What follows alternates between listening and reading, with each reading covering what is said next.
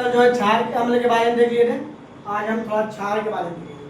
ठीक है, आज अम्ल क्षार का दूसरा क्लास है। क्षार का गुण देखेंगे, भौतिक गुण। क्षार जो है यह स्वाद में क्या होता है, कड़वा होता है। ठीक है, क्षार जो है स्वाद में कड़वा होता है और यह जल में घुलकर जो है OH माइनस आयन देता है। और ये OH माइनस आयन जो देता है जल में घुलकर, यह कहना था स्वांते आर्हेनियस। ठीक है, उनका कहना था अम्ल जो है जल में घुलकर H+ आयन देता है और क्षार जो है वह जल में घुल करके OH माइनस आयन देता है। ठीक, और यह जो था pH स्केल जो है जिसका आपको सोरेनसन ने किया था, और जो क्षार होता है, क्षार का pH मान 7 से अधिक होता है। क्षार का pH मान 7 से अधिक होता है और यह क्षार जो है लाल लिटमस पत्र को नीला कर देता है। लाल लिटमस पत्र को क्या कर देता है, नीला कर देता है।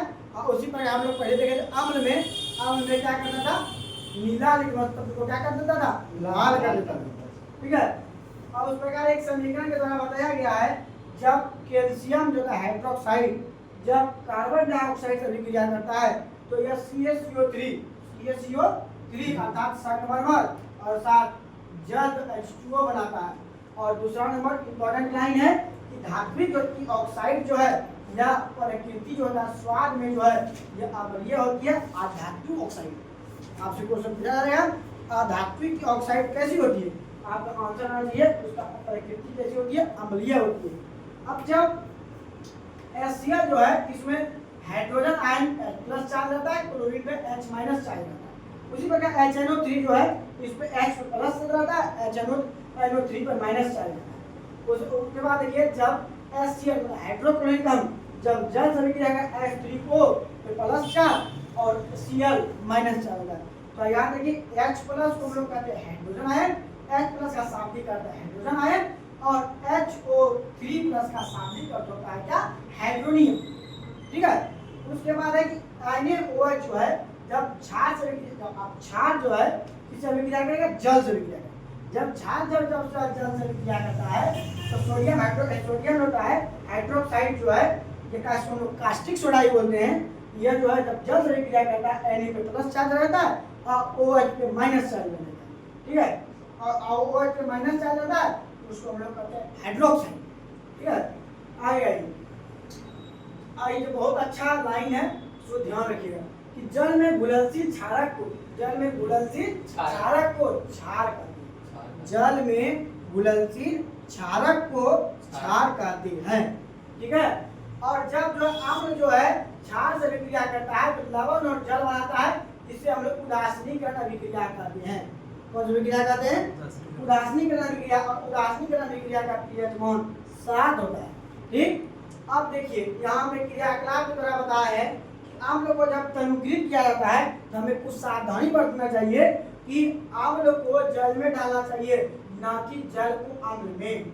जब आप अम्ल मानिए जब आप जल में अम्ल को डालते हैं तो क्या होता है, अम्ल छटक के बाहर आपका देहात पर जला सकता है और कांच के पात्र में जो आप अभिक्रिया करवा रहे हैं वो भी फट के टूट के आपको नुकसान हो जाता है। इसी प्रकार थोड़ा थोड़ा मात्रा में अगर जल में अम्ल को डाला जाता है तो वह फटने उठने की संभावना उतना नहीं होता, क्योंकि जल में घुल जाने के बाद अम्ल का क्षमता धीरे धीरे घटने लगती है। ठीक है, और यह प्रक्रिया अत्यंत उष्माक्षेपी होता है। और हम लोग उष्माक्षेपी अभिक्रिया पढ़ लिए थे। उष्माक्षेपी क्या उष्मा होता है, अधिकतम मात्रा में बाहर निकलता है। ठीक है, जिस प्रकार अभी कभी कदार होता है चूना लेते हैं ना, जब पानी में डालते हैं तो आप देखिए पानी गर्म होता है, बुलबुला के निकलता है, भाप की तरह निकलता है, वो भी आपका उष्माक्षेपी अभिक्रिया है। ठीक है, अब हम चर्चा करेंगे प्रबल अम्ल और दुर्बल अम्ल के बारे में। पहले प्रबल होता क्या है, प्रबल जो है शक्तिशाली होता है और दुर्बल मतलब कमजोर होता है। ठीक है, आप प्रबल अम्ल देख रहे हैं तो प्रबल आप क्षार देखिएगा, प्रबल दुर्बल अम्ल देख रहे हैं दुर्बल क्षार देखिएगा।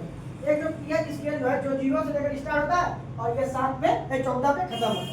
0 और 7 जो होता है ये उदासीन विलयन का pH इसका होता है, उदासीन विलयन का pH मान 7 होता है और 7 से कम जो होता है वो आपका अम्लीय है और 7 से जो अधिक है वो आपका क्षारीय है। और प्रबल और दुर्बल की बात करें, अम्ल में जो हम नजदीक आएंगे उसकी प्रबलता उतना बढ़ेगा और जो हम दूर जाएंगे उसकी क्षारीयता उतना बढ़ेगा। आप हम कह सकते हैं सबसे अधिक प्रबल अम्ल जो है वो 1 और सबसे अधिक होता है प्रबल जो होता है क्षार 14, सबसे अधिक दुर्बल अम्ल 6 है, सबसे अधिक होता है दुर्बल क्षार 8।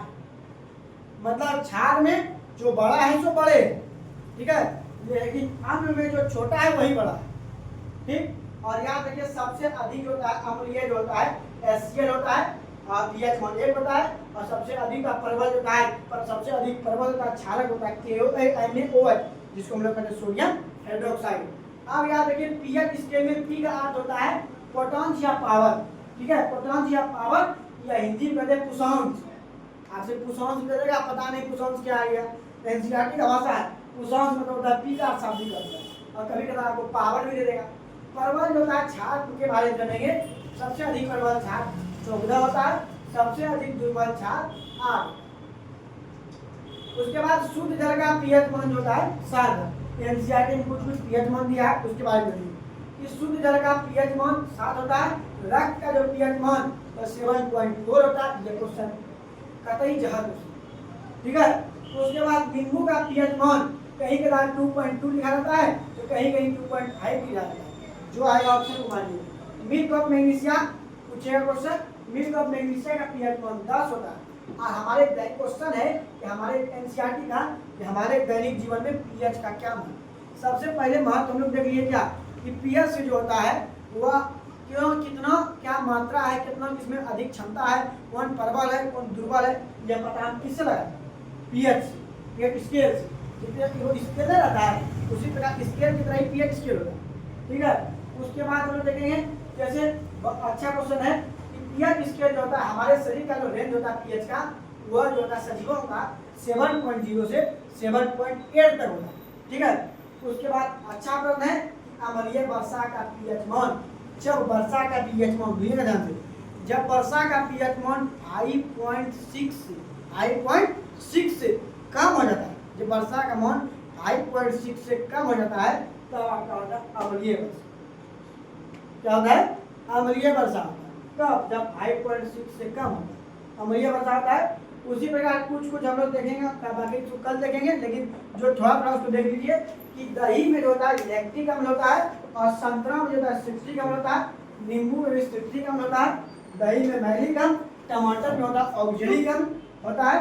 तो और उसके बाद हम लोग देखें कि चाय में आपका होता है टैनिक अम्ल, ठीक है। इस प्रकार और अम्ल के बारे में हम लोग कल जानेंगे। आज क्लास यहीं तक।